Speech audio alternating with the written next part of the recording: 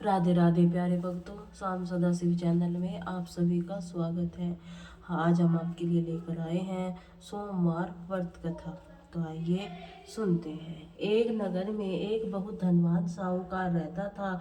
उसके घर में धन की कमी नहीं थी, परंतु वह बहुत दुखी रहता था क्योंकि उसके कोई पुत्र नहीं था। वह इसी चिंता में दिन रात दुखी रहता था।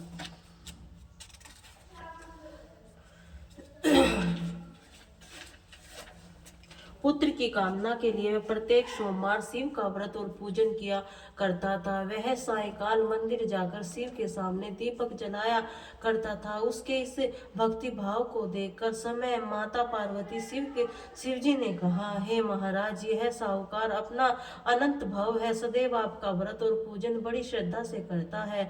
आपको इसकी मनोकामना पूर्ण करनी चाहिए। शिव ने कहा, हे पार्वती, यह संसार कर्म क्षेत्र है।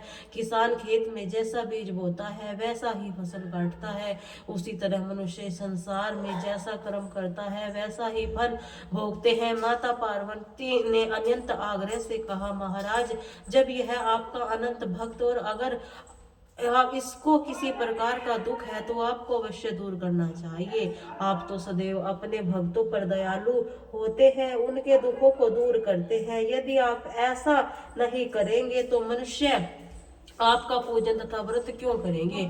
माता पार्वती का ऐसा आग्रह देखकर शिव जी कहते हैं, हे पार्वती, इसको कैसे पुत्र नहीं, इसकी चिंता में यह अति दुखी रहता है। इसके भाग्य में पुत्र न होने पर भी इसको पुत्र प्राप्ति का वर देता हूँ, परंतु वह पुत्र केवल 12 वर्ष तक जीवित रहेगा। इसके पश्चात वह मृत्यु को प्राप्त हो जाएगा।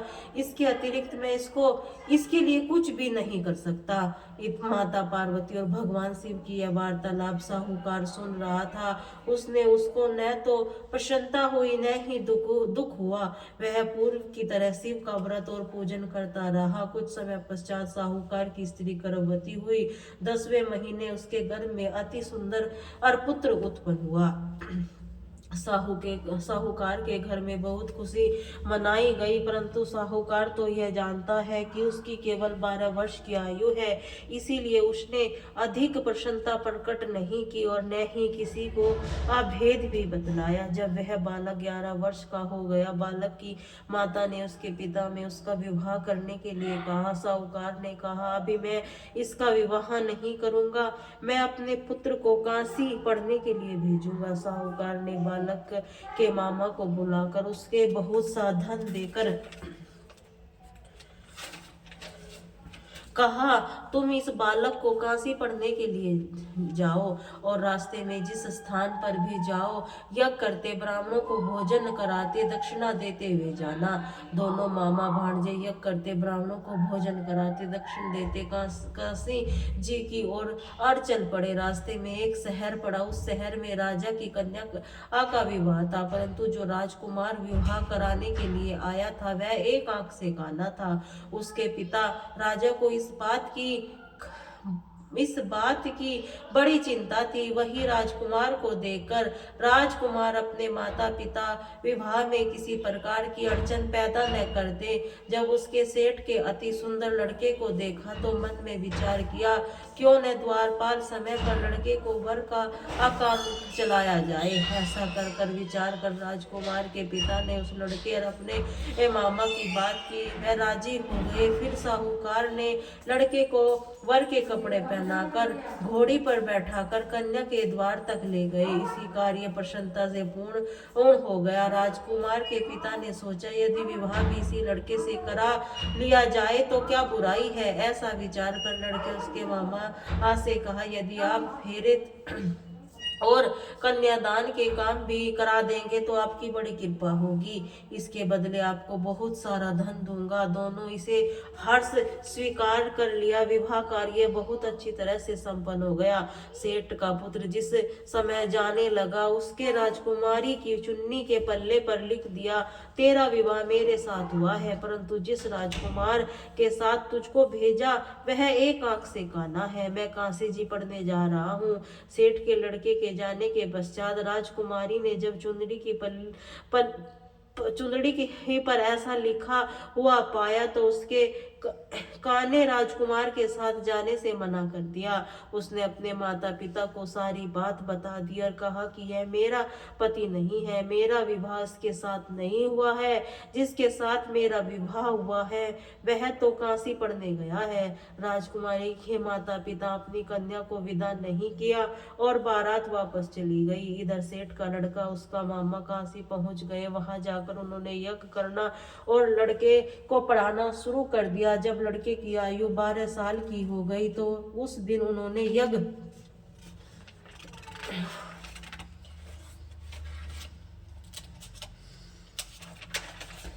रच रखा था।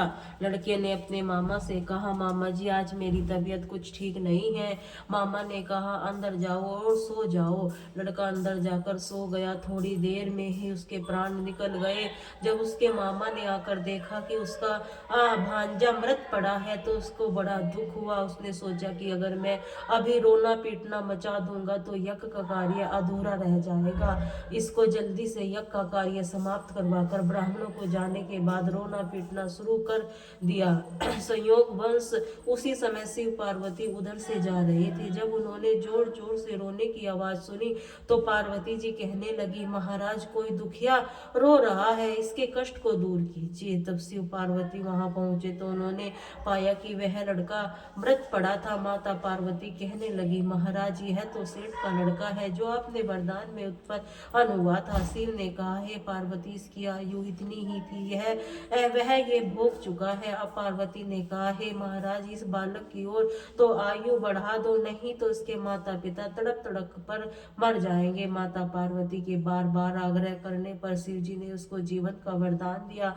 शिव की कृपा से वह लड़का जीवित हो गया। शिव जी और पार्वती कैलाश पर्वत को चले गए। शिक्षा पूर्ण होने पर लड़का और उसका मामा उसी प्रकार यज्ञ करते, ब्राह्मणों को भोजन कराते, दक्षिणा देते अपने घर की ओर चल पड़े।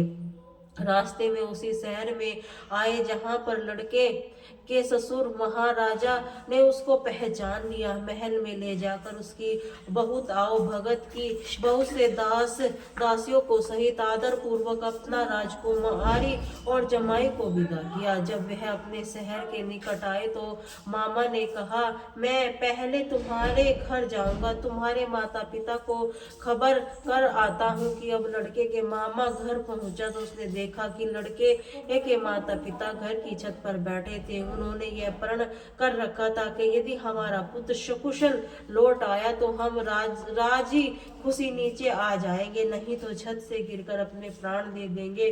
तब लड़के के मामा ने आकर यह समाचार दिया कि आपका पुत्र आ गया है। उनको विश्वास नहीं आया। उसने मामा को शपथ पूर्वक कहा कि आपका पुत्र अपनी पत्नी और बहुत सारा धन साथ लेकर आया है। सेठ प्रसन्नता से भर उठा। सेठ सेठानी आदर पूर्वक नीचे आए। बाहर आकर उन्होंने अपने पुत्र और उसकी पत्नी का भरपूर स्वागत किया। इसी प्रसन्नता के साथ रहने लगे।